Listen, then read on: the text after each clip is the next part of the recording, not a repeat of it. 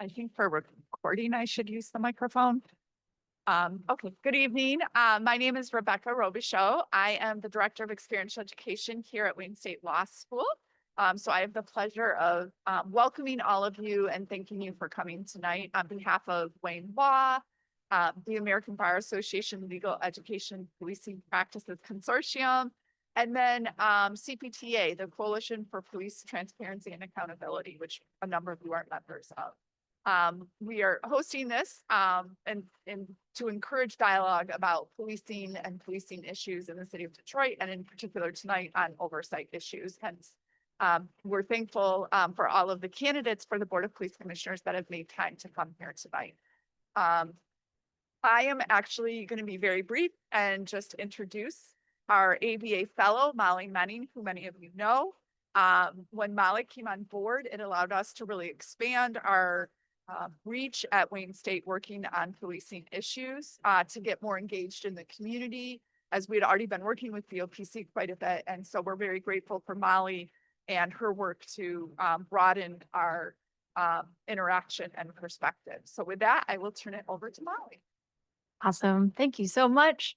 I'm really grateful for those of you who came and attended tonight. I'm really excited to have this conversation on policing and the Board of Police Commissioners. And thank you so much to our candidates who did come today. Really excited to hear from you. And I don't want to take up too much time so that we can get to questions and hear from you guys, but I did want to give just a little bit of background on the Board of Police Commissioners so that we're all kind of starting from a similar level of information, at least for in case some people aren't as familiar with what the board is. So, and a lot of this is reiterated from what's included in the event program. So if you wanted to take a look at that afterwards as well, please take one. But we'll just start. So the Board of Police Commissioners was established in 1974 by the charter. It was revised in 2012, and it's an 11-member board, 8 or 7 of whom are elected and 4 of whom are appointed by the mayor.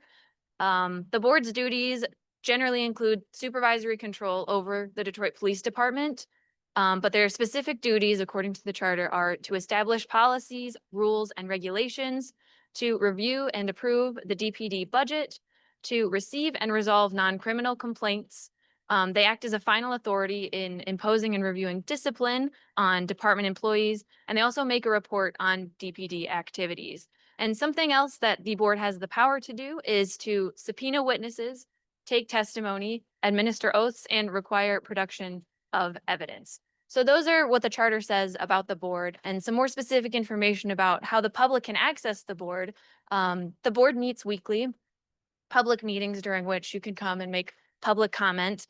They also hold committee meetings where they discuss more specific issues like policy, the handling of citizen complaints, budget, and other issues where you can also come attend and make public comment. And finally, a very important function of the board is to receive those citizen complaints against DPD through its office of the chief investigator. So that's just some general information about the board. And I'm going to keep it brief there because, like I said, I really want to hear from our candidates. So with that, I will pass it over for some brief introductions for our candidates, starting with Henrietta Ivy. Thank you, Molly. Good evening, everyone. Thank you for coming out this evening. It's a pleasure to be sitting here before you, the constituents of District 1 through 7. My name is Henrietta Ivy. I am currently a voter organizer with Michigan Leader Conservation Voter, and also the candidate running for Board of Police Commissioner in District 1. Well, good morning or afternoon. Oh boy. I'd like to say that in introduction, this is not about theory to me or political promises.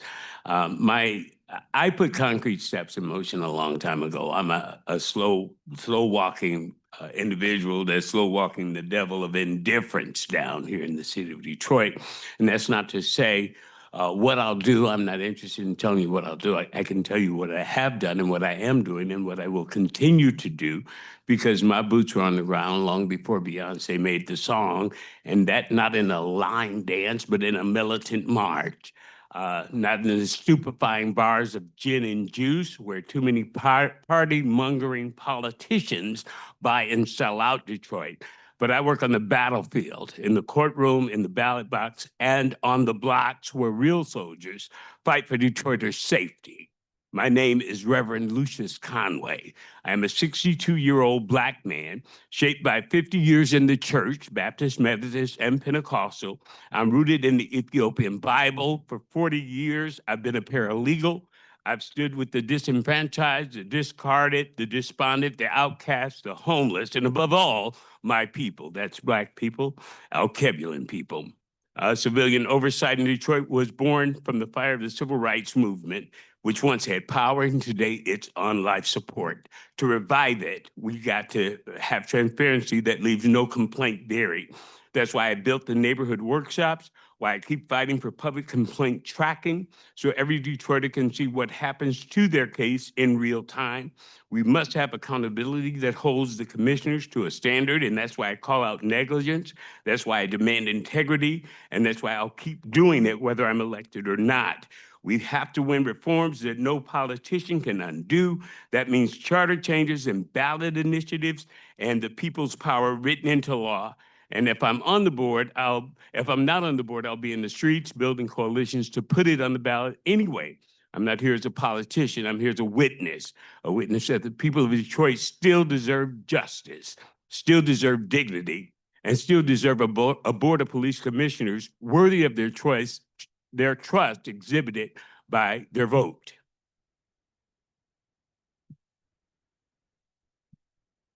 Yes. How much time do we have? 3 minutes. Okay. I want to try to keep it brief. My name is Reginald Crawford. I'm a write-in candidate for District 3. District 3. A former police commissioner. As a matter of fact, when it was changed in the charter that they were going to have commissioners elected by district, I chose to run. My history is I'm a former Detroit police officer, or retired Detroit police officer, 30 years of service there, 5 years with Atlanta PD, doing the layoffs back to Detroit after 5 years, then retired from Detroit with 30 years of service, 15 years with Wayne County Sheriff's Department, union president for the last 4 years prior to retirement from the Sheriff's Department. Most importantly, I'm an activist, always have been. I attended board meetings before I was even on the police department back in the 70s when they formed a commission, police commission. Police commissioner, he's right, civil rights, but also too was mainly due out of stress unit, stop the robberies, enjoy safe streets. When I became a police officer, just to talk about stress, I did research on stress. 21 people were murdered by stress, 19 of them by Officer Peterson. So I did a lot of research talked to some people who, by the way, were in stress at the time. But in terms of activism, I recall Rodney King beating, Court TV, sat there and watched that for hours, what happened out in LA. And as we know, the result of that was the officers were found not guilty. State trial, and it was the Justice Department that brought them to trial. Sergeant Coon, Stacy Coon, Officer Renio, and Wynn were finally convicted. Then we had Malice Green, who was murdered here in the city of Detroit by Nevis and Budson. And then, of course, I'll fast forward here, Yana Jones was killed over on Lilliebridge Street. At that time, Ron Scott was over the Community Coalition Against Police Brutality. And I was the only police officer over there on Lilliebridge Street that morning because I called Ron and told him what had happened. And to keep it brief here, I knew what had happened because someone called me the day before and we discussed it and we said something like that was gonna happen. Lord knows we know a 7-year-old child was gonna be killed. But I had information as to when first 48 walked into that high school as to how the police department was gonna react to that and trying to close that case out. So as an activist, I've been in the streets. I never likened myself to a police officer, more of a peace officer in all those cities and living in the community, from the community, and of the communities I lived in, even in Atlanta, Georgia. I believe in residency. Took a coalition of officers to Lansing to protests against the abolishment of residency. So I've been an activist all my life and been in the community. I'm still in the community. And now I'm running as a write-in because I feel now more than ever in America, not only this city, but America is needed with what's going on in the environment with the Justice Department and just the country in general. Thank you. Appreciate you.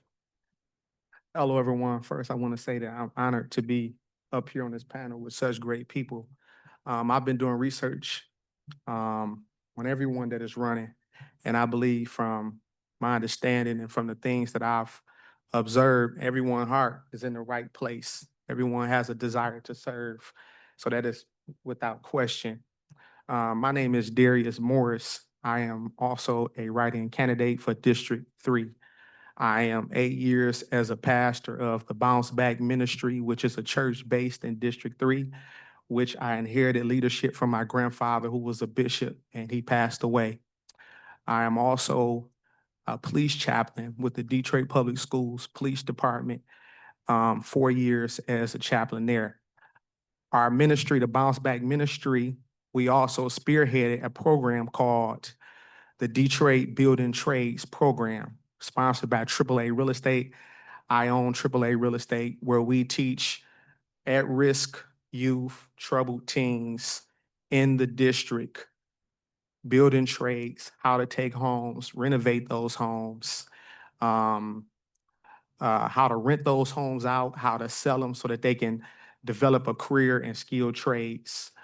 The reason why I decided to be a chaplain for the police department because I never wanted to be on one side of the fence or the other. My goal was to figure out a way where we can bridge the gap between the youth. You know, the youth, they have this mentality when it comes to police, just as we have certain officers who have a mentality when it comes to the youth in the community. So I wanted to be an activist in that area. How do we bridge this gap? I said, if I try to do it from the streets, yeah, I might run into some challenges. And then I said, if I try to do it as a law enforcement officer, I run into some challenges. So I try to find that medium range right there. And I felt that it was, you know, a chaplain, plus I'm already a minister. So that's why I got involved with the chaplain corps. So even to this day, when we have a lot of young people in the community who encounter issues with officers, neighborhood officers, particularly I'm finding from dealing with the youth, they're having a lot of issues with like the special ops, gang enforcement, gang intel unit. That's where I have determined that there's a lot of issues with the youth. So when they contact me and say, hey, I have an issue with this particular officer here, they're doing this, they continuously harass, they pull up, and you know, I feel they're violating my rights, they're being overly aggressive. I'm thankful that as a chaplain, I have forged a relationship with these units where I'm able to reach out to the officers and I'm able to say, hey, listen, you know, I heard from this individual, they're saying this, they're saying that. You know, how can we make this better? How can we repair this? And I try to explain to the youth where the officer's coming from, what he sees, what he encounters. And maybe we can reason a little bit. Vice versa with the officer, the same thing. Well, with the youth, you know, you have children coming up, fatherless home, they were raised a certain way, so they're not used to authority. Their mother's not around, she's out, she's trying to hustle, she's trying to work 2 jobs to provide for them because it's a single, I don't want to overrun, I gotta let you guys get in. But that's where I'm coming from, and I'm here, and I'm gonna tell you, I've been doing my research on Mr. Crawford. I really respect Mr. Crawford. I look up to Mr. Crawford. And with either candidate, District 3, I'm convinced you can't go wrong. Thank you. Good evening. My name is Scotty Bowman, and I'm running to be your next police commissioner for District 4. For nearly 2 decades, I've called the east side of Detroit my home, not just as a resident, but as a community advocate, educator, and person who deeply cares about justice. I've taught physics and math at Wayne County Community College and Macomb Community College, but what fuels me now is restoring trust between Detroiters and those sworn to protect them. Let me be clear, the Board of Police Commissioners is supposed to be your voice, the community's voice for police oversight. But right now, too many citizen complaints are sitting in limbo. Hundreds of cases are backlogged, some for over a year, and that's not oversight, that's neglect. If you've been mistreated, if your loved one has been harmed, you deserve to be heard and you deserve answers. I will fight to be clear and to clear that backlog and make sure investigations happen in a timely, transparent, and accountable way. I will also work to end dangerous no-knock raids that put lives at risk, stop the reckless use of facial recognition technology, and ensure that trained mental health professionals, not police officers, respond to mental health cases. This isn't about anti-police or pro-police. It's about smart policing. It's about respecting both public safety and civil liberties. We can do both. We must do both. The people of Detroit deserve better. And if you elect me, I will never forget who I work for, and that's you. I also should add that I was heavily inspired in last few years by the work of Police Commissioner Willie Burton in District 5, and hope to carry on some of what he tried to do, but perhaps didn't have enough other people on his team when it came to voting on important issues. I also wanted to add that you may see me stepping away shortly, and it's not because I'm chickening out on future questions or, if someone's talking, it's not any disrespect to that person, but I have a class to teach downriver fairly soon. Thank you for your time. Oh, excuse me. Oh, thank you. Good evening. My name is Teron Haynes. So I am just a little bit about me. So I live in obviously District 5 and I'm running as a write-in candidate. All District 5 candidates are running as a write-in. Willie Burton, although he is the current commissioner, is running for city council.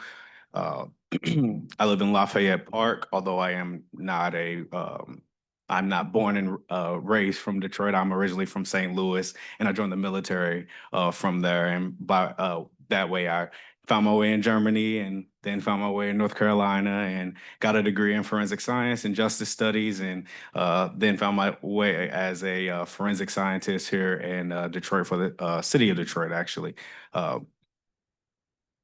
Not to make this super sentimental, but as someone who works for the city in Detroit and alongside the Detroit Police Department, I have seen them from the inside, and the Board of Police Commission is earned.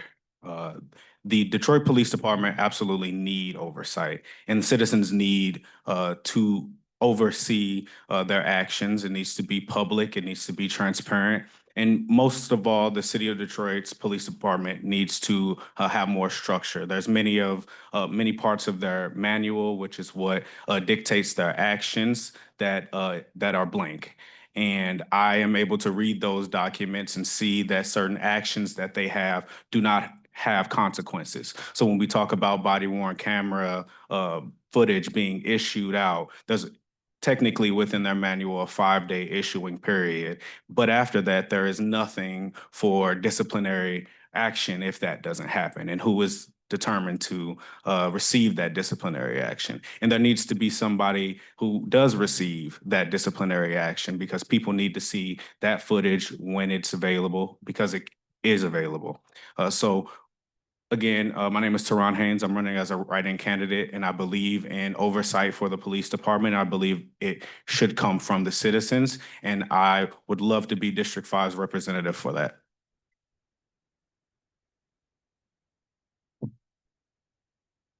Hi, everyone. My name is Garrett Burton. I am running for Police Commissioner in District 6. I want to thank CPTA and Wayne State Law School for putting on this event. I think it's really important, and I'm really happy to have the chance to talk about all the things that the Police Commission can be. I live in the Woodbridge neighborhood, where I'm the Neighborhood Association president, and during the day, I'm a public defender at the State Appellate Defender Office. And for those of you who don't know what that is, I'm someone who represents people in criminal convictions who otherwise couldn't afford a lawyer. And so, as you can imagine, in my day-to-day job, I see a lot of policing, and I'm not happy with it. And I can give you an example. For my office represented a man named Terrence Calhoun. and he was convicted of criminal sexual assault. His conviction happened following a trial where Detroit police officers said that eyewitnesses identified him and that he confessed to that crime. After my office was appointed to represent Mr. Calhoun, we discovered that the eyewitness identification was secured in violation of DPD policy, that police coerced the confession, and that there was DNA evidence that exonerated Mr. Calhoun. And so that's the type of thing that makes my blood boil, because not only was Mr. Calhoun locked up in a prison cell, languishing for years on end, the person who actually committed that crime was allowed to remain in our community. And so after we were appointed, we were able to get Mr. Calhoun out of prison, and he turned around and he sued the city of Detroit, as he should. But Mr. Calhoun is not alone in doing that. He is one of many people who over the past 3 years have sued the city of Detroit for $55 million. I think that $55 million is as close that this city gets to taking money and lighting it on fire, because we're paying that money out solely because our officers cannot follow the rules. And I think all the time about what we could do with $55 million. The after-school programs we can invest in, the transit, the housing, all things that really go towards addressing the root causes of crime. And so, you know, when you're thinking about this problem, you have to ask yourself, why is this happening? And I think it's in large part because the police commission isn't doing its job right now. As Mr. Bowman talked about, there are thousands of citizen complaints against police that have sat uninvestigated for years. It's the police commission's job to investigate those complaints. And so as long as they're sitting there uninvestigated, officers are able to operate without any oversight, with impunity, and it's making us less safe. And so that's why I'm running, and I'm excited to talk about all the different ways we can solve that problem. Thank you. Peace, everyone. My name is Victoria Camille, and I'm the candidate for District 7 Police Commissioner. And I believe that the Detroit Police Force must operate under strict subordination of civil authority as stated in the city charter. So just a bit about myself. I'm the co-founder of the Grand River Community Block Club, which was formed in 2020 in response to neighbors' desire for safer, cleaner, and peaceful neighborhood. I served as president for 5 years and recently stepped down to vice president in preparation to transition to police commissioner next year. I'm also a member of the National Association for Civilian Oversight of Law Enforcement and have attended their annual conferences for the last 3 consecutive years. In 2023, I served as a secretary to the Detroit Board of Police Commissioners, making substantial improvements to their administrative operations and supporting the board in adding more investigative staff and an independent data analyst. Finally, I'm a proud member of the outstanding Coalition for Police Transparency and Accountability, CPTA, and I want to thank Wayne Law and the coalition and its partners for organizing and hosting this Meet the Candidates Forum.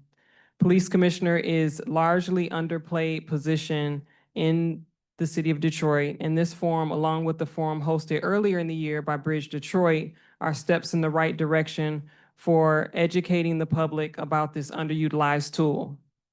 I'm a native Detroiter and raised both of my now adult children here in the city. My family has experienced gun violence.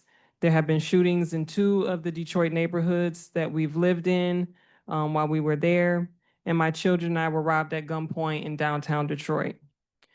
Shortly after my son graduated from Cass Tech, he was harassed by the Detroit police while walking into a gas station where the officers insisted he had a gun in his pocket, and all he had in his pocket was a very slim wallet and a small wad of tissue, neither of which would appear to be a gun in his pocket. Detroiters deserve to be safe. Amongst other things, we need to feel safe to live fulfilling and productive lives. We need to feel safe amongst each other, and we also need to feel safe from harm from policing systems. I'm committed to prioritize community voices. That means listening to citizen complaints, public comments, survey responses, and conversations that we have in community. And I will have your concerns investigated timely, which means eliminating the citizen complaint backlog and making sure that we don't develop another backlog. And I will apply your feedback to policy as well as other decisions. Many of you have taken the survey that I have been running for almost a year now, and if you haven't yet, I encourage you to take it at victoriacamille.com. I'm committed to hold police accountable, and that means that if an officer harms a person, coaching and discipline must be appropriate for the level of harm that was caused, and officers must not be placed back on the street to repeat harms. I will address any departmental culture that allows harmful behaviors to go undetected or unchecked. I'm committed to champion transparency, and I have been the key author and champion for the police video release ordinance that CPTA, DARPA, and other advocates have been pushing City Council to pass. Detroiters can't make decisions about what is best for us if we don't have all the information. We deserve to know the truth when police hurt someone in our community. And lastly, I'm committed to support alternative safety solutions that work for all of us. Targeting people don't make us safe, that doesn't make us safer. And we must partner to expand community-based safety solutions that reduce harm and address the root cause of violence. I want to thank you for having me here today and look forward to engaging in discussion with the community and my fellow candidates. Thank you all. Is it on? Yes. Thank you all so much for these really wonderful introductions. I'm really excited to hear more from all of you. Thank you, Scotty, for coming. Sorry, it was during your class time too. But anyway, to get started with our discussion, I just want to lay down some ground rules for everyone. Number one being, let's all have a respectful discussion as we talk about civilian oversight today, and to be considerate of time so we can get to as many topics in a thorough way that we can all enjoy. For the audience, I think I will actually come to you. I was initially going to have people line up, but I'm going to rove instead. So if you do have a question that you'd like to ask, just raise your hand and I'll come to you and bring you the mic. If you can't, you're welcome to state your name, but please start with a little, just why the question that you're about to ask matters to you.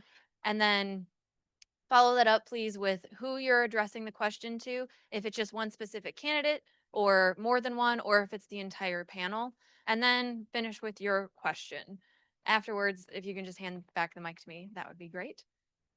Candidates, I think about 2 to 3 minutes to respond to each question. Please be respectful of everyone else's time. We want to be able to hear from as many of you as possible and get to as many questions as we can. After that, I think that's all the information I have. So whoever would like to get us started with a question, I saw it come up right away. So over here.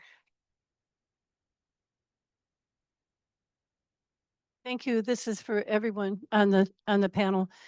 Actually, I have a 3-part question. I hope that's not cheating. Okay. This first part of it has to do with the police contract and arbitration. Just for understanding, I think the general public, none of us really know why it is that really bad officers are continuously put back to work, sometimes with pay after a short vacation. And also, I think that none of us really understand the process of arbitration, how arbitrators are chosen and why they have so much power and who are they? That's my 2-part question. And the other question has to do with your position on masked kidnappers in our community. And to respond, I'll try to mix up the order so we're not always starting one and going down. So let's go reverse order if Victoria wouldn't mind responding to that first. All right, I get to be first on this one. Thank you for the question. So the first is on the contracts and arbitration. So very simply, we have union contracts with the department that have been negotiated by the mayor and the police chief and those and the unions. And those contracts starkly contradict the charter that the residents of Detroit have voted into existence. And that's a problem because Detroiters don't get a chance to negotiate those contracts. They did vote on the charter that the board has civilian oversight, and the contracts currently undermine that. And so I think we need to take a step back and understand what's in those contracts and what exactly is contradicting the charter specifically. And then at the next negotiations, we're going to need the voices of the community to come forward and insist that our mayor and the police chief do not negotiate contracts that contradict what Detroiters have asked for. Similarly, the laws that we have in place that allow for arbitration, I believe those are at the state level. Those need to be revisited as well, because if they are allowing officers that have caused harm to our community to be put back on the streets, that's a direct harm to our communities. And so we need to be collecting the data to make an argument that that is problematic and that we need to make changes. Lastly, I think what's being referred to when we say mass kidnappers in our communities, we're talking about ICE. And so am opposed to Detroit police cooperating with ICE. We need to feel safe no matter who's coming into our community, whether it's our police department or anyone else. Folks should not be masked unless it's like a reasonable size mask for medical reasons. But we should be able to clearly identify who is coming into our community. And so I'm opposed to masks where we can't see who is dealing with us. Really quick before we move on, I just wanted to say, to make sure we are keeping our time sensitive, it's nothing against you guys, but I might interrupt you to let you know that you're running a little fast on time. But thank you very much. You can go ahead. Yeah, thank you for the question. I think what Victoria said is all very correct, and I don't have a lot to add. I want to build on a couple of the things that she talked about, though. As far as who's doing the arbitrating, it's my understanding that the police contract outlines a procedure whereby the police union and then whoever's doing the disciplining picks a set of arbitrators, and then the individual arbitrator who does oversee the appeal is selected from those individuals. I think a couple of things about this. One, Victoria is right that we're stuck with arbitration until state law changes. But that means that the police commission has to dot its I's and cross its T's so that all of its decisions withstand arbitration. It's super important that we get things right so that when we walk into that arbitration room, we are on solid footing so that our disciplinary decisions are upheld by the arbitrator. That is something that the police commission hasn't been doing. Just a couple of years ago, there was an investigation by the Office of Inspector General that found that thousands of police complaints were being improperly investigated. And if that's the case, when we walk into that arbitration room, you know, the disciplinary that's being meted out is going to be overturned right away. That's not something that we can stand for if we want to keep bad cops off of our streets. To address the other point, masks are not something that belong on the face of law enforcement officers. There is a reason why officers have badge numbers and body camera footage so that we can identify them and we know who we're working with. And DPD should never, ever, ever be in any position to be assisting people who are wearing masks in our communities. I think the state of California has done a really good job just this week. They passed a law barring law enforcement officers from wearing masks in their state, and we should take and follow their lead.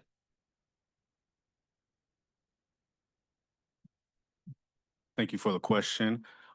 First off, I just want to say our hearts go out to all of our Hispanic and Latin brothers and sisters, especially in Southwest Detroit here. They're going through a remarkable time of fear, and that's very difficult for them, and we should extend that courtesy. I'm going to answer that question in reverse order. As far as masks, first off, I don't believe that the Detroit Police Department or any municipal organization needs to be assisting the federal government in any of their investigations. ICE has proven itself to be irresponsible currently, and its attack on many of our family members in Southwest and throughout the city of Detroit. And for that reason and more, I do not believe that we should be supporting them, and we need to take legislative action. The mayor of Detroit, or whether it be this one or the next mayor of Detroit, needs to make sure that we sign legislation to make sure that passes so that not only members of ICE cannot come into our communities with masks, but also Detroit Police Department officers. I have seen many officers wear the ski masks or baklavas over their face, maybe during the wintertime, even if it's to cover their face when it's warm. I personally don't care. You should not be wearing it. People should be able to see you and know you, especially if you are going to be patrolling their communities day in and day out. You're a part of the community. You need to act like it and not hide yourself. As far as the contracts and arbitration, there's another part of contracts and arbitration that is often not mentioned, which is the MCO certification. The MCO certification is what allows an officer to be an officer. If an officer commits a crime or an act, while the Detroit Police Department does have the agency to terminate them from employment, they still can keep their MCO certification up to a certain amount of infractions. That is insufficient, and not only for the citizens of Detroit, but for the entire state of Michigan. That needs to change, but it's going to take larger than the city of Detroit to change that. But we need to recognize that when officers do bad things, they get punished for it. And the Detroit Board of Police Commissioners definitely needs to take action when being in the room and be in the room during arbitration outside of just the arbitration officials and the Board of Police, or excuse me, the Detroit, excuse me, I'm having a brain right now, but excuse me, their contract and their union. More people need to be involved in that, especially if the Board of Police is going to operate as an oversight board. All right, so when it comes to the contracts, I'm not fully familiar with the preceding contract and arrangements, but it's quite apparent that it's going to take more than just the police commissioners to come together to change those contracts. We do need to hold a hearing where we have all bodies of government in the city of Detroit to come together for things of that nature. You're gonna have the mayor, you gotta have our city councilman over that particular district, where these complaints, these ideas are all brought together to the body as a whole. As far as the mask situation goes, in particular instances, I do agree with the mask for safety reasons. I believe that if a federal agency needs the assistance of DPD before they go out to whatever it is, make an arrest, conduct some sort of operation, they should contact the Detroit Police Department, put on record who they are, what agency they are, and what it is that they plan to do inside of the community. So for safety reasons, the federal, we see what's going on right now, from the situation with Charlie Kirk, whether you agree with, what he stood for or not. There's a lot of things, there's a lot of political violence that is happening right now in America. There's a lot of things that's going on with that. And so you are putting yourself in a predicament. The federal agents, they don't have any control over what the president do and what the federal authorities do. So they are the ones on the front line. They are the ones who have to deal with the hostile crowds. They are the ones who have to deal with people trying to look up the information to figure out where they stay, who their identity are. They're the ones on the front line. So in particular instances, I do agree with that. As far as immigration cooperation with the federal authorities, I am against that unless what they are investigating the individual for ties into that individual's behavior to a resident in my district. If that individual is being investigated for kidnapping, for robberies or dope or anything that is taking place in my district and that directly impacts the residents of District 3 or the city of Detroit, I am in agreement with cooperation.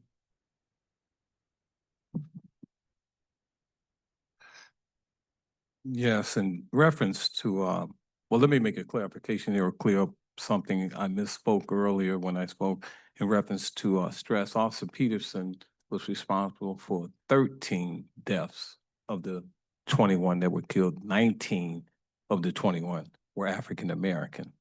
Peterson was 13. As a matter of fact, the history and research I did, they had a big party for Peterson after he killed 12 people. They had 13 coffins on the cake. It was a sheet cake. 12 of them were closed. The 13th coffin was open. When he killed the 13th individual, thank God he was charged with murder.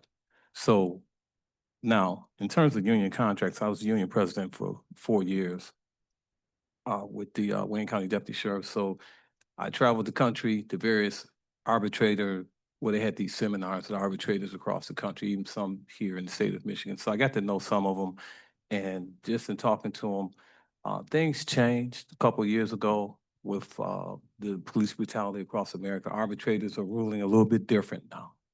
But however, the union contracts, when they file to go to arbitration, you just don't know which way arbitrators going to rule. So it's really incumbent upon I would say like the board to make sure that that information gets out, and through protests and stuff, and even with the department, of course, they're, when they do their investigations on officer misconduct or police brutality, an officer is criminally charged, and he may be found not guilty, but then it goes to arbitration and he gets his job back, unfortunately.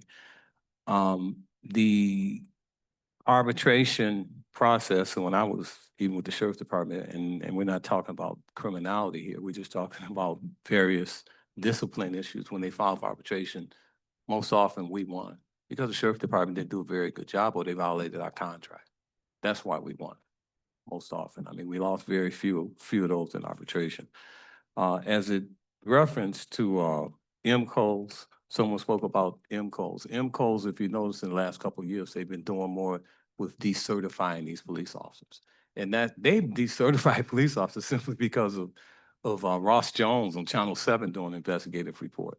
So before, as you may know, officers, I call them traveling police officers. They could, from one department to the next department, and they get, even before they get charged with something, there's an investigation, they leave that department, go and get hired at another police department, Warren, wherever they want to go. So it's been, things have been happening recently in terms of MCOs. And in the union I was in, there was an individual who sat on the board of MCOs. So we kind of saw the change coming about. So MCOs has the ability to decertify these officers, regardless as to what the police department does. So if collectively the commission gets together and puts, get in contact and stay in communication, or start the communication with MCOs, and you start forwarding information to MCOs as a body, then perhaps you can get some of these officers decertified. In reference to ICE, I disagree with ICE being in our community or any community. In terms of wearing masks, they're wearing masks because they're cowards. They're wearing masks because they want to cover up, hide their identity. So when they go home to their community, people see them. If you see them on the news, you say, well, you were ICE, you're out there, locking people up, So that's why they wear masks, because they want to hide their identity. They're cowards. In police departments across the country, historically, people who wore masks conducting raids, narcotics, whatever you want to have it, because they were undercover officers, and then they would be part of that raid, so they had to go into a building or house, and then they want people to know their identification, because they're gonna, in the future, do more undercover buys or whatever undercover work. So that's why police officers generally were wearing masks. You never saw anything like what you're seeing today, where police or ICE, are wearing masks more, because they're a bunch of cowards. That's what it is. They don't want people to know. So, yeah, I had a question, or whatever, in terms of citizen complaints. Someone mentioned citizen complaints, and this is me engaging in some activism here. If you're elected, I'm talking to everybody sitting here, if you're elected to the police commission or you're write-in, will you read citizen complaints? Raise your hand. Will you read citizen complaints? We had a citizen complaint committee. I sat on that committee. I read more complaints than anyone, volunteered to do it, volunteered to read the complaints. And Victoria knows the process. Complaint is filed, it goes to chief investigator's office, investigators investigate that complaint. Once that's done, you get a packet if you're on that complaint committee. And, you get so many every Thursday. I took double, sometimes triple, and I read those complaints. You turn them back in next week. You either sign off on them or you don't. It says, you need to reinvestigate this or more is needed. And there were some individuals on the complaint committee or reading complaints that they would just put them in their closet. And you would say, well, what happened to those 10 complaints or 16, 20 complaints we gave you last couple of weeks? They didn't even do it. So the reason why I say that is in terms of the activism, and I said this before I wasn't on the commission, but everybody needs to, at this time, since there's such a backlog, everyone needs to just, all commissioners needs to just take 4 or 5 complaints home, and you have a week to go through it and look at those complaints to help clear up the backlog. Thank you. Well, thank you for the question.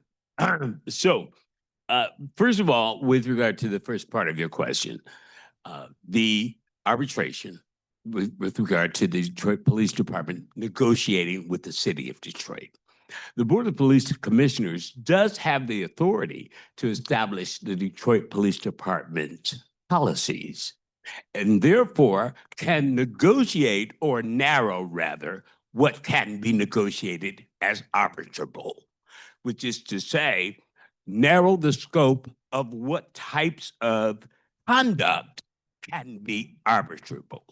So based on the power and authority of the Board of Police Commissioners, they could actually pass rules that the Detroit Police Department union would have to abide by with regard to if a police is charged with unlawful discharge of a firearm or something that would not be an arbitrable offense. They can write that into the city's rules for the police. So when the mayor is negotiating the contract, there are only a limited number or amount of things that can be arbitrable under the rules established by the Board of Police Commissioners. If you follow what I'm saying in that regard. So we can we can narrow the scope of what is arbitrable and what is not based on the behavior or misconduct we want to control. That has not been done. That's an oversight responsibility of the Board of Police Commissioners that has not been utilized, has been greatly underutilized. I've been a paralegal for more than 40 years. Contract development and with regard to negotiation and how contracts are written, that's been a part of what I've had to do as a course of business. So I understand when we talk about what is negotiable and what's not. And so the Board of Police Commissioners has a direct power and authority to control that arbitration clause. And we can move some stuff in that way.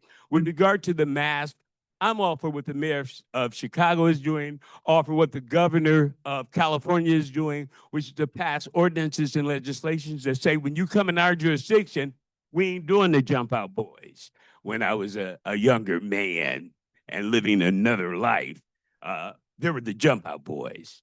And the jump out boys traveled in vans, black unmarked vans. And to do drug bust and other things, they jump out of the vans and everybody had a mask before ICE. But we can actually create law, ordinance, and the Board of Police Commissioners can also write into the DPD manual that they can't wear masks.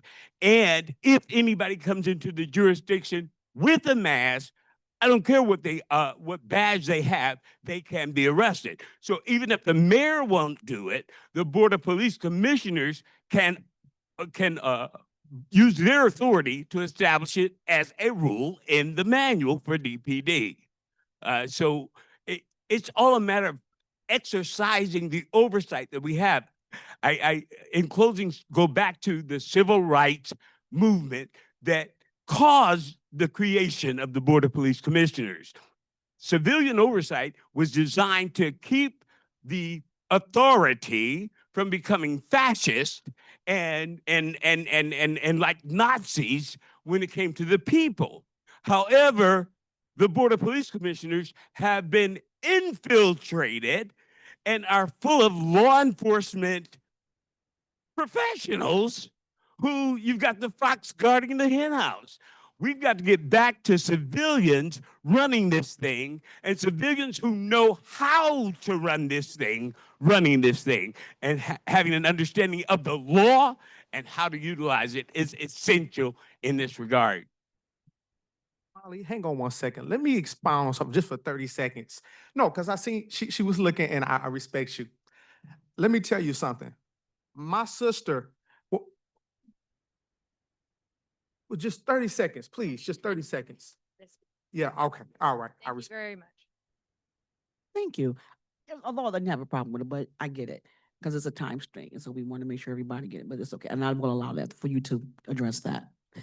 So as an advocate and activist, as a committee, I was on many committees. I've been on in charge of arbitrations and bylaws and making sure that whatever within those contracts, whether it's with the police department or was the work I was doing. If the police department have contracts and within those contracts, if any of those officers are not adhering to what's in that contract, then I feel that's where the Board of Police Commissioners need to come in and restructure these contracts. Have a large say-so and oversight over the contracts, because what we do not want is officers, again, being on the street who are not adhering to those contracts and are getting, hired or getting ranked up, and they have issues with officers who are bad officers. We don't want that on the street. We don't want it in District 1. When it comes to arbitration, I don't know how that operates with the police department, but I can guarantee you this, I will find out. And I will make sure that everything that they're supposed to be doing will be done. And when it comes to mask officers or mask kidnappers in any community in the city of Detroit, I'm always against that.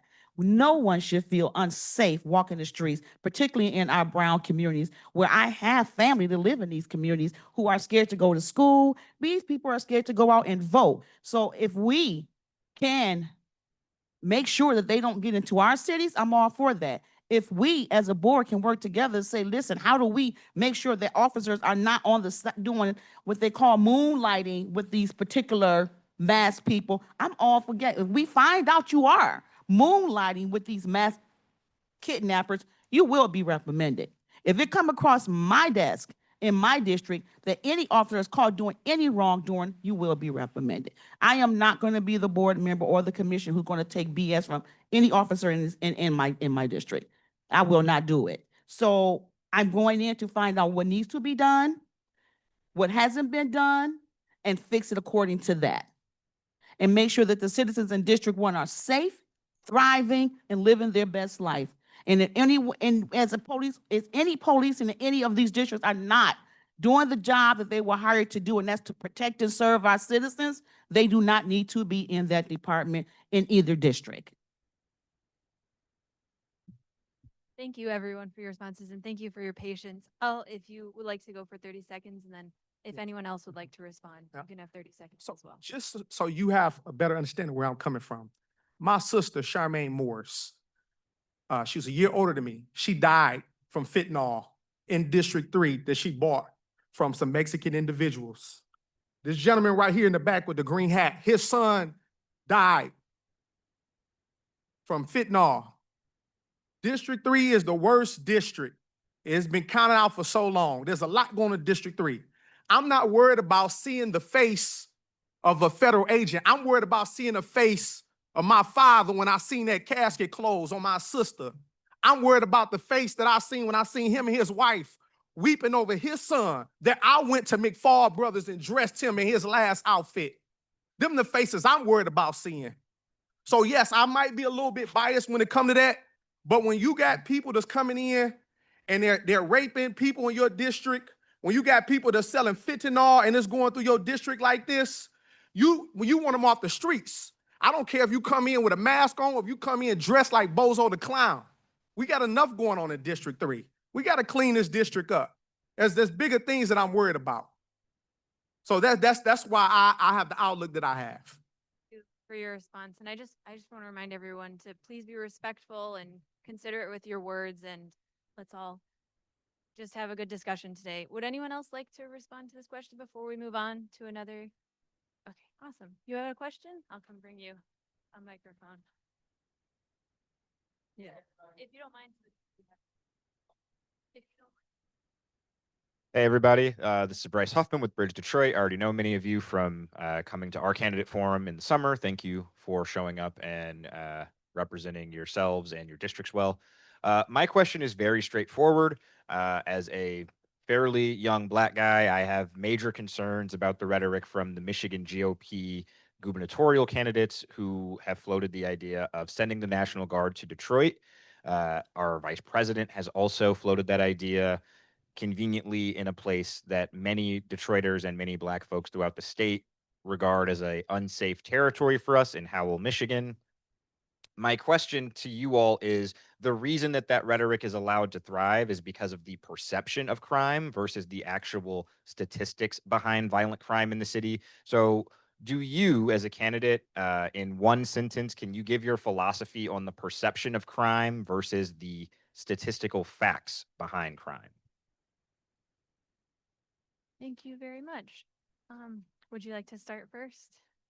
Thank you.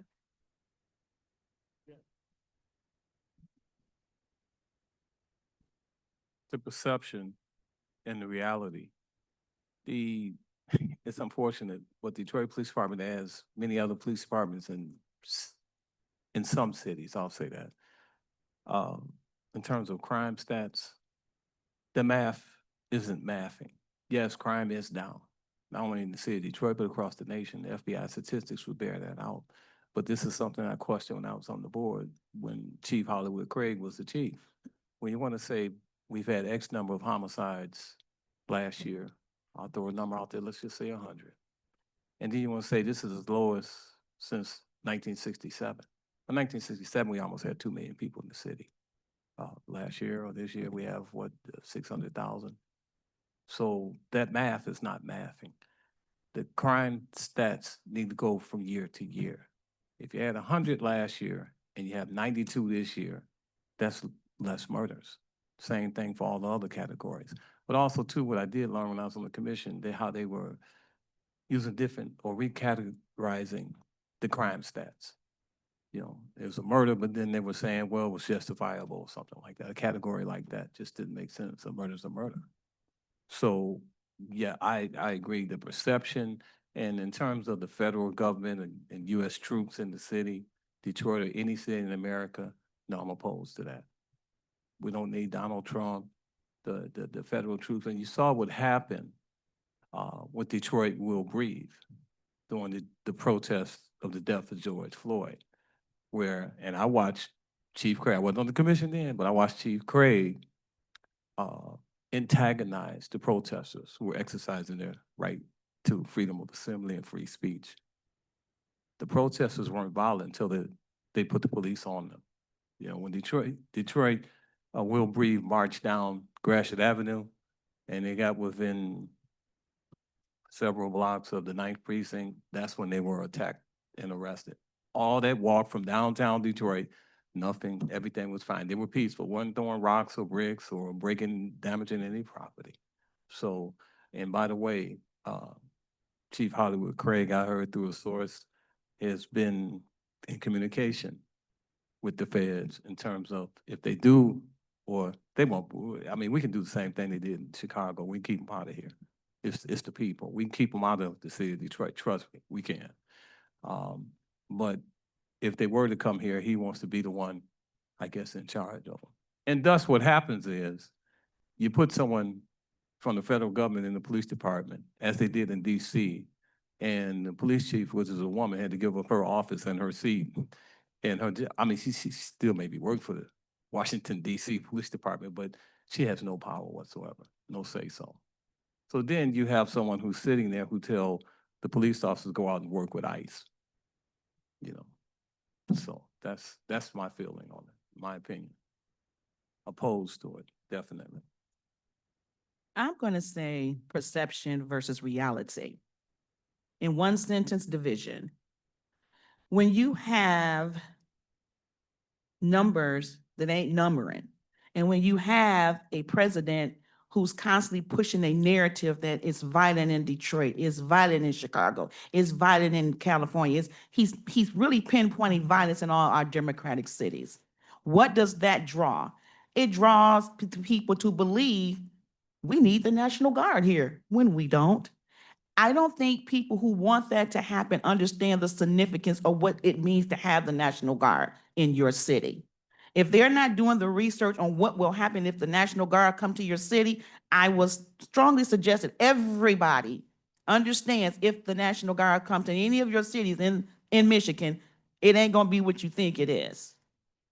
1967. So the perception of there's violence when it's not is to create that narrative of violence. We have a violent man in the White House who wants a violent country. He wants to prove that he's going to be a dictator no matter what. If it means lying to get people in the uproar, he's going to lie. And there's so many people that believe it that it's scary. So for me, that what's going on is a setup of division, a setup of black versus white, and that's where we are. But what do we do as citizens, and what do? You put the right kind of leadership in office, a board that's going to stand up and say, wait a minute now, what's going on? Let me review this. Let's make sure our citizens are safe. I don't care who you are. We want safety. We don't want the lives to perpetuate violence in the communities that there's no violence happening at. So for me, it spells division and civil war. And if we as citizens do not get together, I don't care what color your skin is, and fight and stand together against these atrocities and these lies that are being perpetuated in the news and in the media, we're all going to be in trouble. I don't want to be in trouble. I'm running for this seat for safety, transparency, thrive communities, families growing, businesses growing. I want to continue to see what I grew up in. What I'm looking at now is very scary. I want to be a part of a team that's going to build out safety in every community across this city. And if it means making sure that National Guards don't come, I'm all on for board on that. If it means keeping ICE out of communities, I'm all on board for that. If it means making sure that drugs are not getting in our community that's killing our families, where families got to suffer and cry and bury their children because somebody let it slip in the city, then I'm all for making sure it don't get here again. So for me, division and possible civil war if we don't get it together. That's what it means to me. That's what we're looking at, to be honest and transparent. Thank you, Henrietta. And I think we're gonna keep going every other to keep mixing it up. So we'll go down to Garrett, if you don't mind. I'm gonna keep you guys on your toes. No problem. So before I answer the question, I do just want to push back against this idea that one group of people, especially Mexican people or people from Latino communities or Hispanic people, are outsized responsible for the crime in our communities. I don't think that's correct. And I think that is something that feeds into the narrative that the president is seizing on in advocating for the National Guard to come to our communities. I think to answer Bryce's question more directly, I think our approach to policing needs to be rooted in evidence. And so we have a large body of that evidence from places all across the country that have shown us how we best reduce crime. I'll give you an example, the city of Baltimore. That's a place that has treated violence like a public health crisis, and that's what it is. And so what Baltimore has done is systematically, invested in the things that bring crime down, like after-school programs, and job training, and housing, things that give people a place to stay, service their needs, and the tools that they need to thrive in our communities. At the same time, I'll give you an example. Patrick Sharkey, he's a researcher out of Princeton. He's found that when there is a proliferation of community groups in any one city, as community groups go up, crime commensurately goes down. And what that says to me is that in addition to making systemic investments in our children in our most vulnerable communities, we also need to lift up community groups who are doing the work to keep us safe, because by fostering those relationships, what we do is we give each other a better sense of our community. The last thing I'll say is that our city is actually leading the charge on this with community violence intervention. So what that is that is a program that is operating in some parts of the city, not all the city. And it asks people who have experience with the criminal legal system to go around and negotiate disputes and introduce resources to people who are most at risk for committing crimes. And what we found is that in the areas of cities, in our city that has community violence intervention, is that crime has gone down faster than everywhere else. So I think that sort of speaks to this three-part solution that we can take to tackle crime in our community. We need to invest in our people, we got to lift up our community groups, and we got to go with solutions that are based in evidence. Thank you. And if we keep going every other, we'll go down to Darius next. If you're going to bring the National Guard in, which I am against, if you're going to bring the National Guard into the city of Detroit, the first area they should clear out is the Guardian Building where the Detroit Land Bank Authority is. Start there.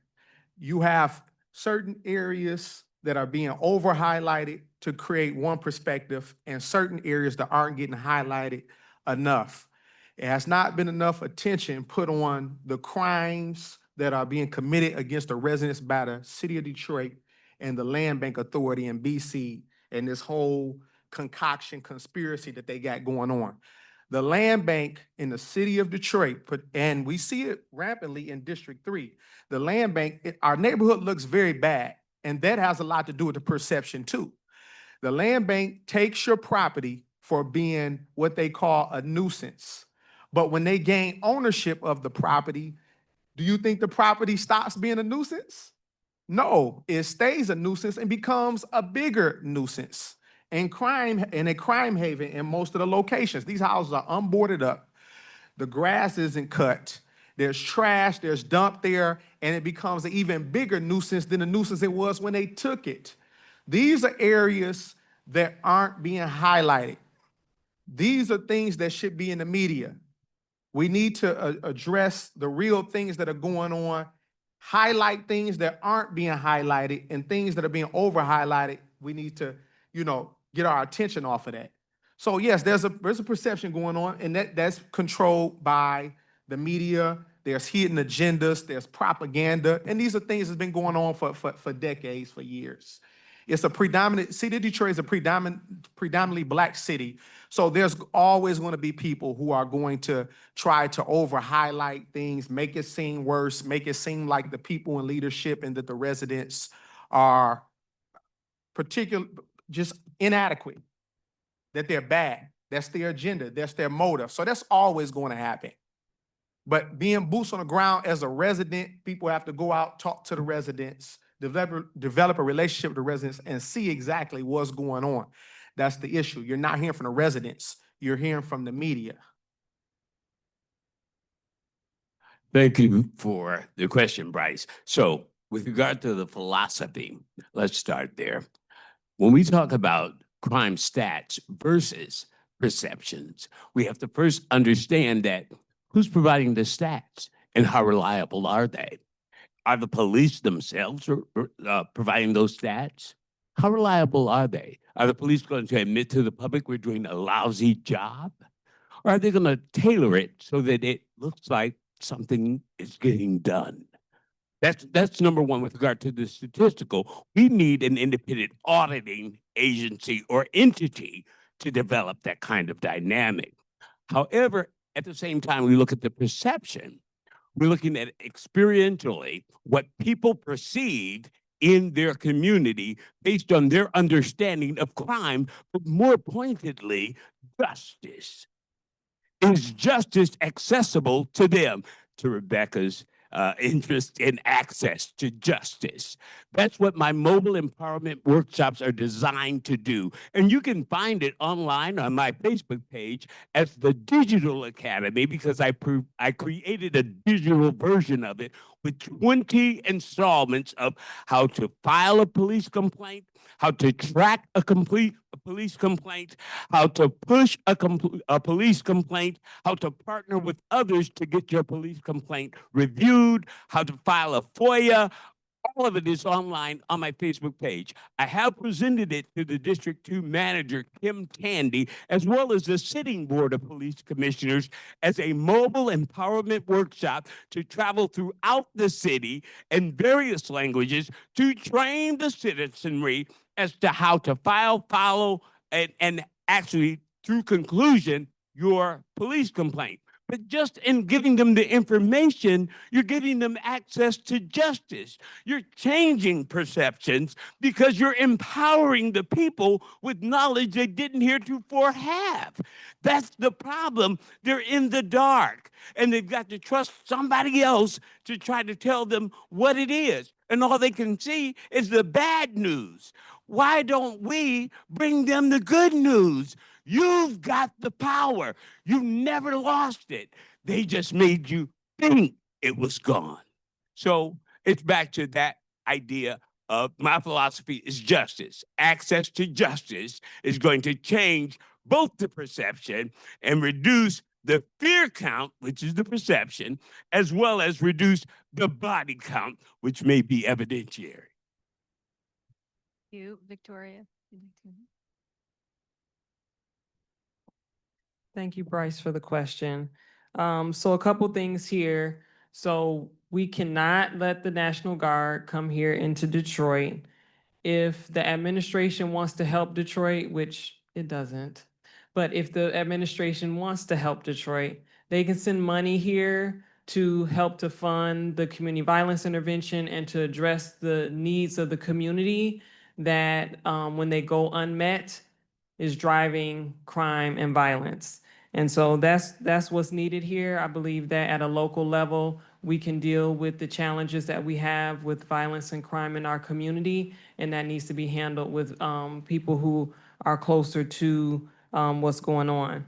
In addition to that, you know, when it comes to the data, the statistics, and perception, we have to understand how people's perceptions are formed. I believe in listening to the voices of the community in regards to their experiences. But when those perceptions are shaped by certain narratives being pushed through the media and different channels, we really need to be careful about that. And the data does need to be analyzed independently, and it needs to be thoroughly scrutinized and make sure. I mean, you could take data and just about flip it any way you want to tell the story that you want to tell. And so we need to make sure that we understand who is handling the data and making sure that it's handled with integrity. And the last thing I want to say about this is, you know, when Africans were enslaved here in the United States, there was a narrative that had to be pushed to justify the treatment, to justify the enslavement, to justify the treatment.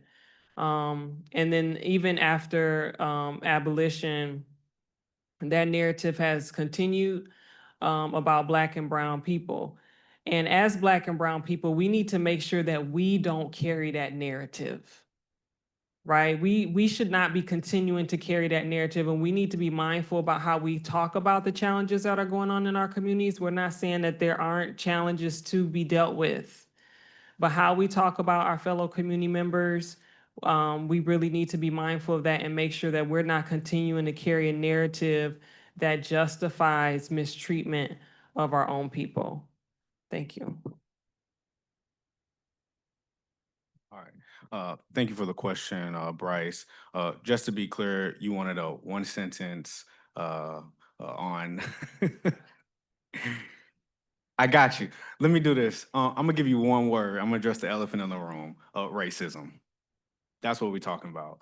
When we talk about how statistics are looked at, especially from the federal government currently, it's racist. Detroit is a primarily Black city. It is a Black city, and you're more likely to be sexually assaulted in Alaska. That's a red state. Is the National Guard going to Alaska? You're more likely to receive drugs from states closer to the border. Not to admonish any of our brothers and sisters, our Hispanic Latin brothers and sisters, but Texas and Florida, you're more likely to receive a fentanyl drug from there, not in Detroit. But what's the difference, right? Our governor is blue. Our state is most, good bit of blue. But theirs is not. So this is mainly a concern about race, especially when we talk about intervention with crime. Right now, the Detroit Police Department has the idea that ShotSpotter and facial recognition is going to help crime. It is not going to help crime go down. It is totally not factual that more police officers will lower crime, and DC will soon see that. There's been an acute decrease in crime in DC because you have military officials walking around your district with M4s. People are probably not going to do that, but that takes taxpayer dollars that the federal government is not going to continue to invest in, whether it be for DC, whether it be Detroit, or any other Black-led city. It's not going to happen. So when those officials leave, the crime will happen or occur at similar rates or even continue to go down in a lot of these cities. What's going to take, what it is going to take for crime to go down is, like Victoria Camille stated, we need money. That's it. We don't need military officials. We don't need more DPD police officers. The police department already has a large enough budget. It's huge. It's one of the biggest municipal budgets in the city, if not the biggest. It's way too large right now when you consider their salary and the fact that they're not even doing any much community effort or relief effort at all. They're just taking the salaries. I'll tell you what, there are officers right now on Detroit Police Department's payroll who have no idea about street work. They will not work the street. They cannot work the street. They're completely administrative duties only, and they're making six figures. They're making way more than many people in this room currently. You've seen the billboards all across the city, 60,000 starting pay for just a cadet or somebody going in the entry level just into the academy. How many people started at 60K in their entry level position? Yeah, we need to definitely discuss how we're giving that money. And if you were to ask me as a commissioner, I would say that we need to give the city of Detroit from the federal government a block grant to the city of Detroit that has restrictions on giving that money to the police department. That money needs to be given to community intervention, and it needs to be given to the schools. It needs to be given to community centers that we need to invest in so that kids have something to do, so that every summer they're not shooting people, and that adults have something to do so they're not doing the same thing. Thank you very much for everyone's response. And like last time, we can do like quick responses. Reginald, if you wanted to go. Yes, ma'am. Thank you. In reference to the money, you're absolutely correct. The question is where you're going to get it from, particularly next year. Now, for the community groups and to deal with the youth in the city. 40 years ago, I went before city council. I went to the commission meeting a number of times, talked about the drug forfeiture money. Then we had $10 million in the drug forfeiture fund. And when I told them, take that money, maybe keep $2 million for the police department, put the other $8 million back out in the community to treat the addicts, provide housing, provide job training. There's going to be an issue next year when it comes to the budget. I'm telling you right now. Another place you can get money from is your facial recognition technology and ShotSpotter. We don't need that. Take that money, the $5–10 million it is for those two things. ShotSpotter is nothing but response. It hasn't prevented one death. It only responds. It just hears the shots and the police respond. There's a body there. Hopefully, pray there isn't, but they found a few. Facial recognition technology is useless. It's racist. Misidentification has cost the city money already, and it's going to cost them millions if they continue to use it. The most identifiable way to identify someone is the media. 99% of the time, and they did it with the killer of Charlie Kirk, and even did it with some people here recently, it's the community. You put a picture on the news, the evening news, afternoon, morning news, 95% of the time, if that person, someone calls in with that person's identity, 95% correct. Oh, that's that neighbor's son that lives down the street from me. If I don't know him, I've seen him. So we don't need facial recognition technology. So, and the cost from the lawsuits, I think the attorney talked about $55 million. The police are defunding themselves. They're defunding this community. You remember the hypocrisy was, the citizens want to defund the police. They're doing a damn good job of They're doing a very good job. Sorry about that. of defunding themselves. 55 million.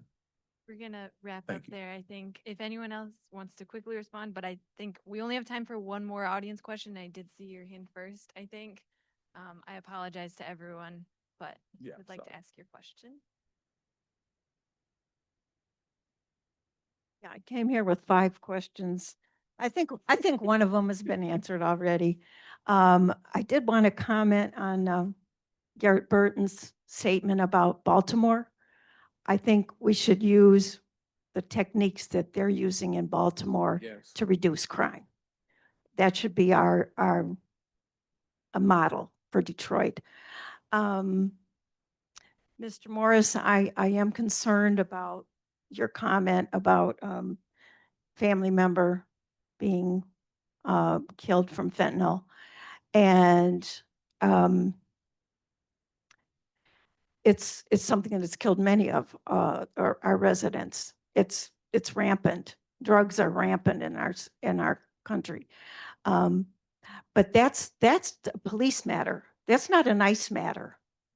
If someone's dealing drugs, that's a criminal matter. That's something the police should be handling. The police, neither the police or ICE should be masked, because the community needs to be able to identify the person that is abusing their authority, if they are. If they're acting appropriately, we need to be able to identify them. If they're being using excessive force, if they murder a resident of the community unnecessarily, we need to know who they are so that we can prosecute them. I guess I'll pick this question. Do you agree that the Detroit Police Commission should have free access to all body cam or other video in cases of alleged use of excessive force by the Detroit Police Department or of death caused by the Detroit Police Department? Thank you very much. And how about we go in reverse order from our last question, if you don't mind starting us off, Tehran? Okay, thank you for the question. Just to clarify, you're asking, should there be some public knowledge that a body worn camera footage would be accessible or available? Okay. Okay, so right, thank you. I believe I sort of addressed this earlier. So within the Detroit Police Department manual, they have 5 days, if when requested, to give that footage to the Board of Police Commissioner, if it's been requested. And that's the most important part, is that it needs to be requested. The issue, that is the issue though, right, is that they are only giving out that footage when it's requested. I believe that any incident above a certain severity needs to be given to the Board of Police immediately, right? If one of our citizens and family members are gunned down, why does there need to be a complaint for that to be given to the Board of Police? That needs to be given to the Board of Police immediately and unedited, right? I'll tell you what I know about the body worn cameras, and I know about their system. That piece of equipment is docked onto a station. Immediately when that equipment is docked, that footage from the whole shift that officer worked is then uploaded into a database. It is immediately accessible by the Detroit Police Department. I cannot tell you why, without getting in trouble, that why it takes them 5 days to give that out, right? But that needs to stop. I would even go to say that it could be 3 days. It could be 2 days. It could even be 1 day, but immediately that needs to be given to the Board of Police Commissioners so that that investigation can happen fairly, especially when you consider that this commission exists because that oversight needs to occur over the police department. And what that means in layman's term is that the police department is not always trustworthy and faithful. That is simply the answer. And we need unedited footage immediately from every single officer on that scene, from every single angle. And if that officer does not have footage, because they should be clicking it every single time they go on a scene, we need to take immediate disciplinary action. and we're talking about removing or their MCO certification. We're talking about removing them from the department and making sure that they cannot be a police department, a member of any of the police departments across the state of Michigan and many of our neighboring cities. Because when we're in Detroit, but we don't always stay in Detroit, we go to Warren and we go to Ferndale and we go to Royal Oak, and that same officer who did the same that infraction in Detroit shouldn't be there either, policing us while we're there. So I hope I answered your question. Thank you. Victoria, if you'll go next. Thank you for the question. So I just want to add a couple things to what Tehran mentioned in regards to the body worn camera. So the Office of the Chief Investigator, which is the investigative arm of the Board of Police Commissioners, those investigators do have access to look at that footage as soon as it's uploaded to the system, and they have a way to go in and look up the footage that they need to see based on a complaint. The commissioners do not have that access, though. If a commissioner wants to see footage, they have to request it from the department. The department can sit down and show it to them, or they can go into the Office of the Chief Investigator and ask an investigator to pull it up. I think that that's a problem, that the commissioners should have access to see the footage without having to request it from someone. In addition to that, honestly, the Board of Police Commissioners should have full access not only to footage, but to all DPD data. There are some oversight bodies in other cities that have full access to go in. When you talk about having oversight of an entity, how can you oversee something that you can't see? So that's something that needs to be addressed, not only for the body worn camera footage, but also for the data itself. Thank you. Thank you. Lucious. Thank you. So with regard to whether the BOPC should have a right, as Victoria's pointed out, they do have access. My major concern is the public's right to that information through FOIA, Freedom of Information Act. So that's one of the reasons I did the Digital Academy, and that's another one of the reasons that I created the Mobile Empowerment Workshop. So the general public knows they have a right to that footage.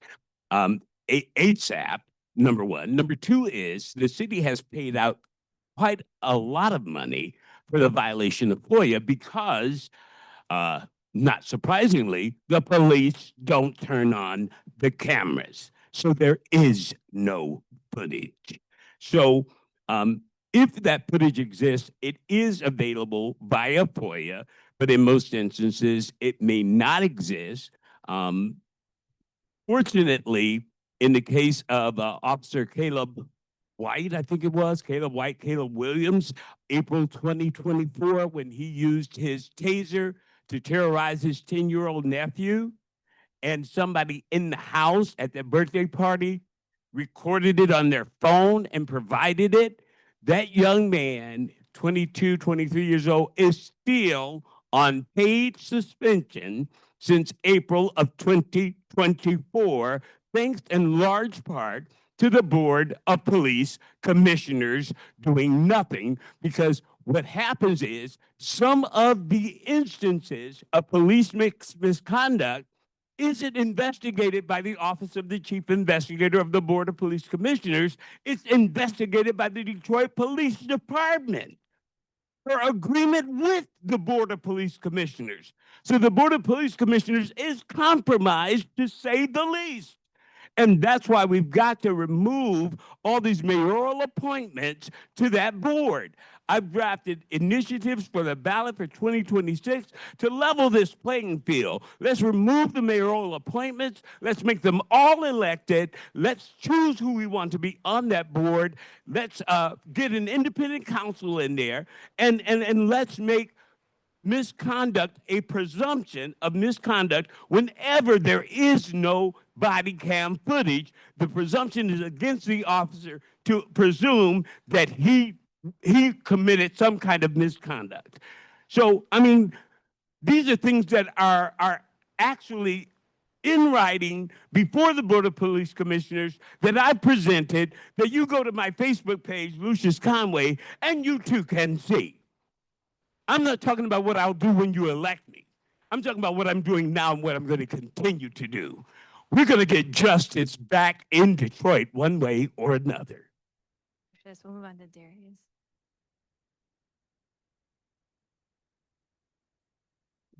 Yes, there should be full disclosure. And yes, the board should have access to all camera footage. Because when you're not transparent and when there's not a full disclosure, it will hinder the board from being able to do its job, plain and simple. But to expound on, where we were before when you have spoken about me in relation to the federal agents, I never once mentioned ICE. I never once mentioned immigration. District 3, we don't have, most of the time when we see federal agents, it's drugs. We don't have a lot of immigration enforcement here. Maybe Southwest Detroit, whatever district that is, because that's where you have the Hispanics and whatnot. But when you say that drugs is a police issue and not a federal issue, these drugs, as the good brother stated, down at the border states, you have people that are trafficking drugs from the southern states to West Virginia. We hear about it all the time. Tennessee to Detroit. This is more than just a Detroit issue. This is an international issue.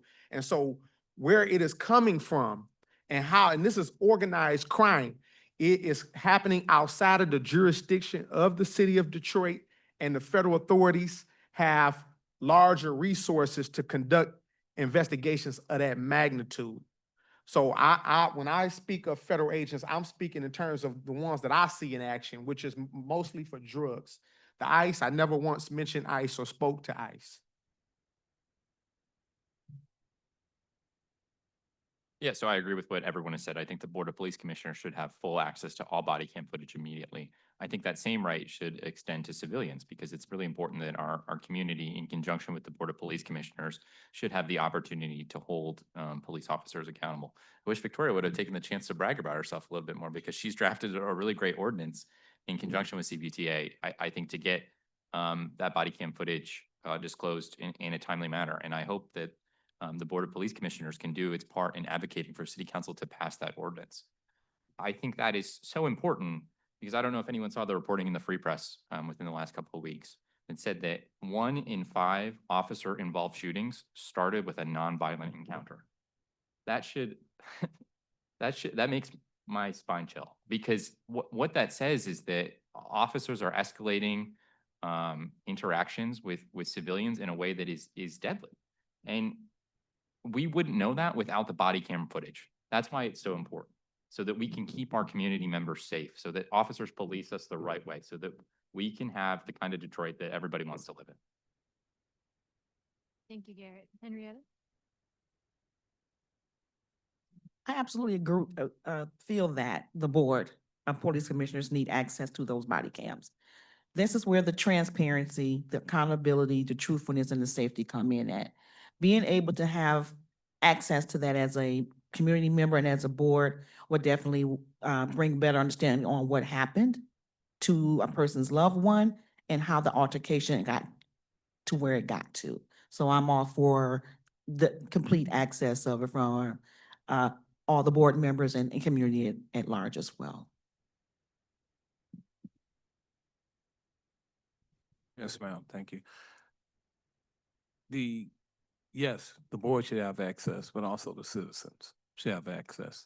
The hypocrisy by police departments, most police chiefs across this country is when they want to create the police narrative, if there's a shooting, officer involved in a shooting or something like that, and there's outrage in the community, the police will release that body cam footage within hours. I've seen it across this country. It happens. Even here in Detroit, it's happened. Within 24 hours, they're putting it out there because there are things said in the media, may be true, maybe not be true. Some witnesses made some statement, even most recently, about a month ago, when it was a Warren chase into Detroit, and the young man fired some shots at the Warren officers, and then the young man shot himself. But there was body cam footage, and they dropped that body cam footage within 24, 36 hours. It was out there in the media to show.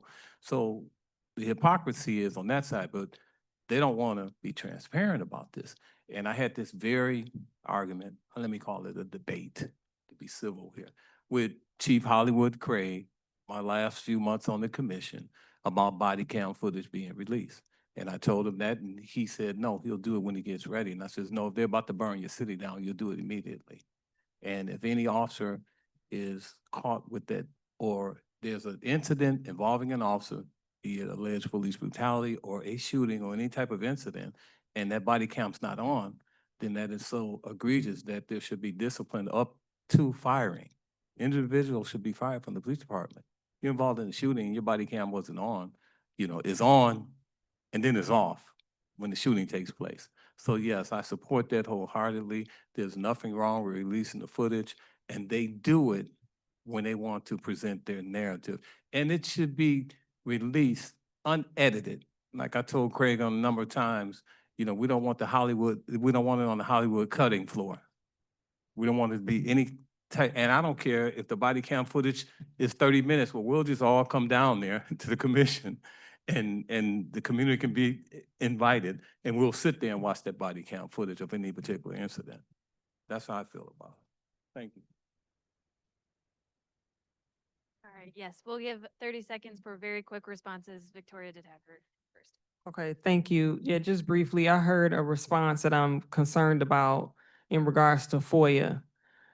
Detroiters should not have to FOIA for footage. It's an undue administrative and financial burden. Those FOIAs often go unresponded to.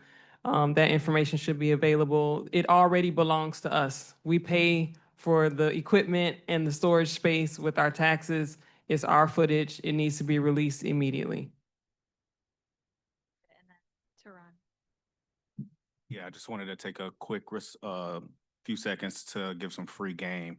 The Detroit Police Department has invested a lot of money in the body-worn cameras over in segments. First off, they introduced the body-worn cameras and then they bought more.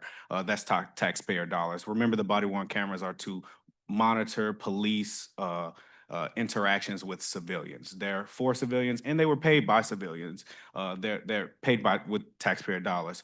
But I just want to let everybody know that when you request body camera footage, make sure that that the police department and as a member of the Board of Police Commissioners, I will make sure that all body-worn camera footage is available. That is not just law enforcement. I don't know if everybody knows this, but not only law enforcement wears body cameras. So if a vehicle is towed on scene, the tow truck drivers have body camera footage. Most people don't get that.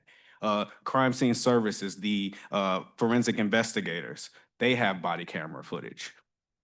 Most people probably don't get that. So when there's a scene, like a scene last year where the gentleman was murdered during an eviction, the body-worn camera footage from every single unit and department within the police department needs to be available, not just law enforcement, civilians as well. Just to Victoria's point, I do completely agree with you that we should be entitled to it. However, as a legal person, I also note that the Freedom of Information Act is the way to document that request and in turn be able to sue the city if that isn't provided to you within 30 days and receive payment from the city for that, for them not providing it. So there are legal recourses that you can take as a member of the public trying to get that body cam footage that they don't provide to you. And the FOIA is the way to document and create your paper trail that you'll need in court when you sue the city. Another quick response. Go ahead. Did you? Oh, I forget who you're good. Okay, we'll go. Sorry for the confusion. This is our last thing and then we gotta wrap up. I'm so sorry. No, I just want to say one last thing about body-worn cameras. Understand this, police department is not only Detroit, but across the country. Body-worn camera, unfortunately, hasn't changed the behavior of police officers. It has only exposed the behavior. I mean, what person in their right mind is wearing a body worn camera and they still go out and do the things that they do that's caught on the body worn camera? There was a study out in Washington, D.C. It was shortly after Detroit implemented the body worn camera program, and they found that, the behavior is not changing. So unfortunately, it's the greatest thing to have. But unfortunately, because of the culture that exists today, there still is a lot of work. We have a lot of work to do with the culture in these police departments. And by the way, someone's talked about policy and, and a lot of policy. You can have all the policy in the world. It's irrelevant. Culture trumps policy. If you have a bad, corrupt culture in a department, it trumps policy. Thank you. Thank you all very much, and I'm very sorry we can't get to more questions. We are reaching the end. There is okay, wonderful. Reconnected them with their phone. Okay, so before we get to our closing statements, during which candidates will have like 2 minutes to wrap up real quick, and we'll start one and go down. I just want to thank everyone who attended tonight. Thank you for coming. I am sorry if we didn't get to your question. Last thing I wanted to say was we did have programs for this event. Within the program are some answers that the candidates had to questions. Those are just presented as unedited as their response. Please feel free to take one. And then speaking of this, do you mind if I borrow it really quick? I just want to encourage everyone to go to, I know I put it in here somewhere, the City of Detroit's website to learn more about the elections and where to go. I know I put it in here. Oh, DetroitMI.gov/government/boards/Board of Police Commissioners. Oh, there's one. I think it's, I don't know. I'm sorry, you want to go find out more about what's going on in the election. Michigan.gov/vote or Michigan.gov/Board of Police Commissioners. So either one of those will bring up information. Thank you very much. And I'm sure just Googling it will work too, but I was hoping to get specific information. It's my bad. Okay, with that, I'll just thank you everyone again, and then we'll get to our closing statements. Afterwards, we are going to be here a little bit longer. You're welcome to continue to have some kind of some dialogue. Really sorry again, we couldn't get to everyone's questions, but Henrietta, if you don't mind taking it away. Thank you all for coming out and hearing all of the amazing information about these candidates running for these positions for Board of Police Commissioner in the city of Detroit. My name is Henrietta Ivey. I am running for the Board of Police Commissioner in District 1. My stance is transparency, accountability, trust, and safety. I am a mom. I am a mother of 4 grown, amazing adults. I raised them in the city of Detroit when the city of Detroit was a wonderful city to live in. Your kids could be outside playing and nobody bothered them. And I want to restore that back in our city for all of our children to experience that. So if you live in District 1, I would love to have more conversation around what I need to do for you. I can only know what you need if you tell me what it is that you need, and I'm available to answer those questions. Come to your dinners, your backyard barbecues, anything that you have that you would like me to come and talk more about why I want to do this work and how important it is to you so we can work together to win in November. Thank you. I first of all would like to ask if my family could stand up. Well, wave your hand, please. All of my family members. I want to thank my family members for coming out. A good sign of a good man is when that man's family is with him. Amen. All right. I want to close by saying this. Oversight was not given to us by City Hall. It was demanded by the people in the fire of the civil rights movement. If the Board of Police Commissioners forgets that, it's already failed. I'm a 62-year-old Black man who spent my life on the side of the people this system too often discards.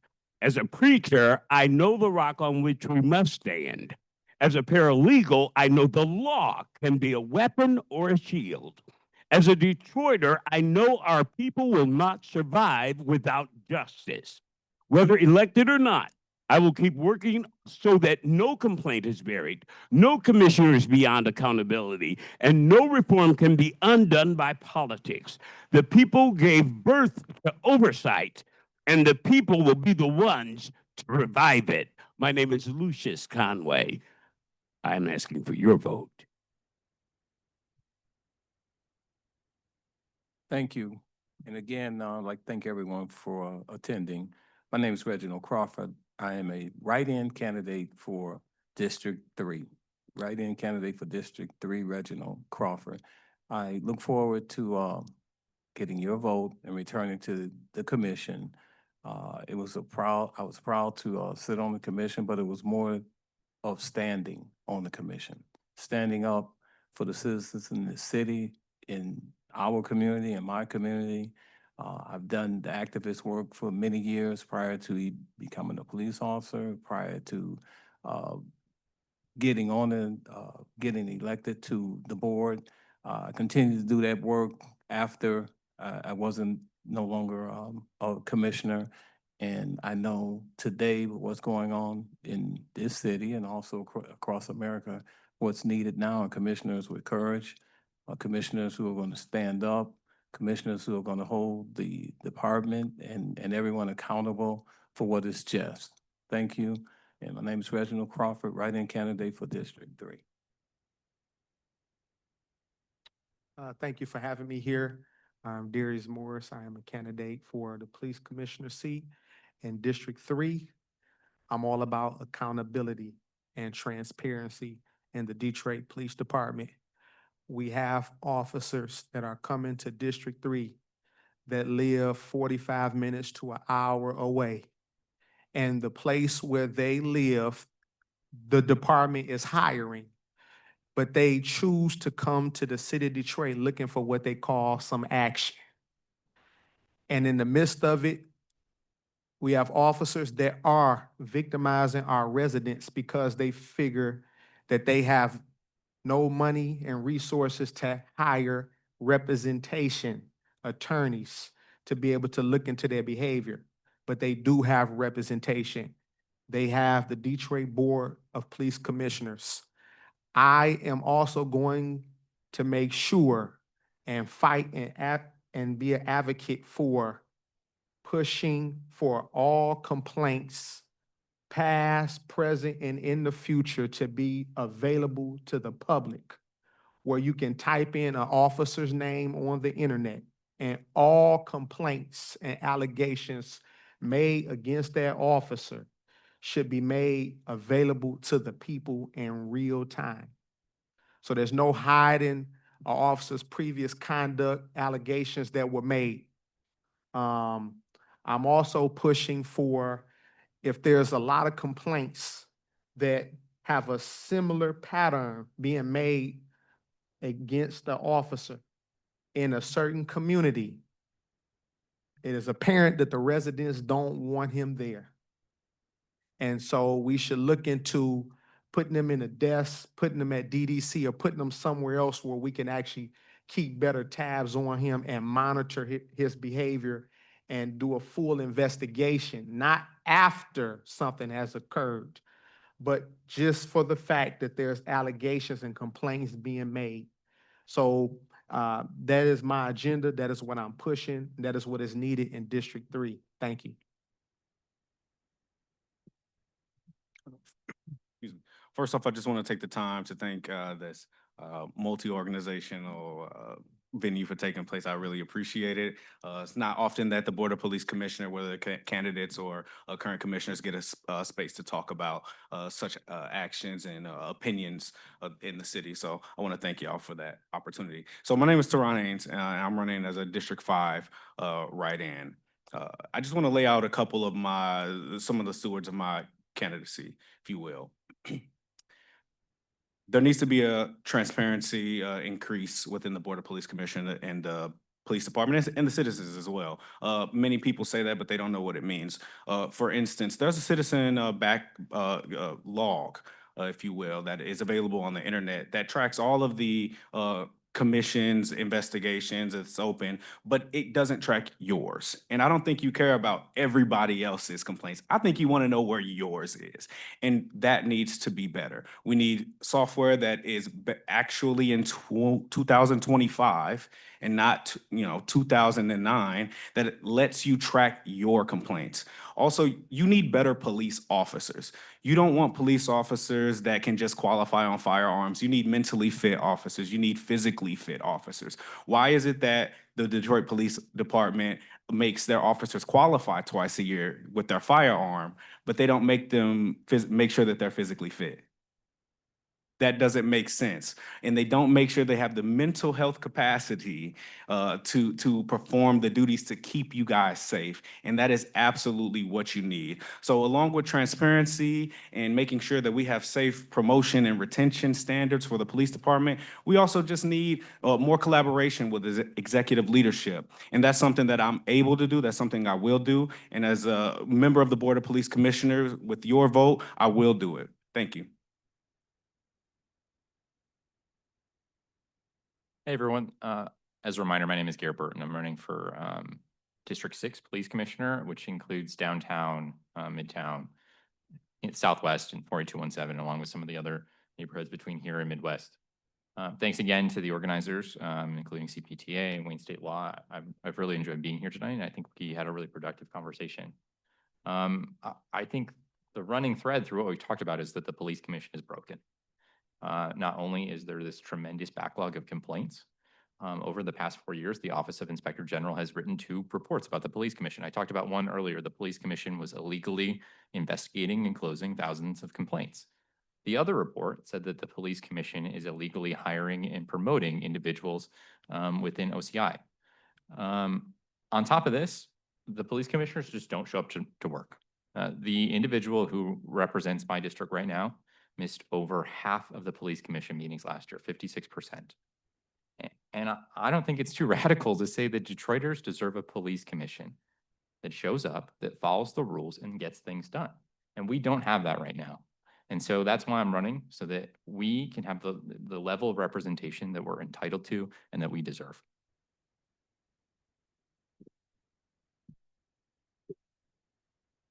Hi, everyone. My name is Victoria Camille. And first, I just want to make sure everyone knows how to stay in touch with me. So visit my website at victoriacamille.com. There you will find my email address and phone number to reach me directly. In addition, you'll find the link for the public safety survey, which is still running. So if you haven't taken that yet, I encourage you to do so and to encourage others as well. And then you can also find me on Facebook and Instagram at Victoria, the number 4, your voice. So please follow me there. Again, I would like to thank CPTA and Wayne Law for hosting this Meet the Candidate Forum. And thank you to all the community members and the fellow candidates for your engagement. It is so important that we understand that we have to do this together. The strategy of putting who we think is best in office and then disengaging until the next election has not served our communities at all. And I am committed to govern in the space of civilian oversight with you, and I need your commitment to govern with me. I will make the space for your input, and it's critical that you take that space. I will prioritize your voice. I will hold police accountable. I will make sure that we have transparency, and together we will come up with community-based safety solutions that reduce harm and address the root causes of violence. Again, my name is Victoria Camille. I am your candidate for Police Commissioner in District 7, and I'm asking for your vote on November 4th. And I'm asking for your engagement and participation ongoing thereafter. Thank you. Thank you all very much, and thank you guys for coming. I hope everyone has a good night. Thank you.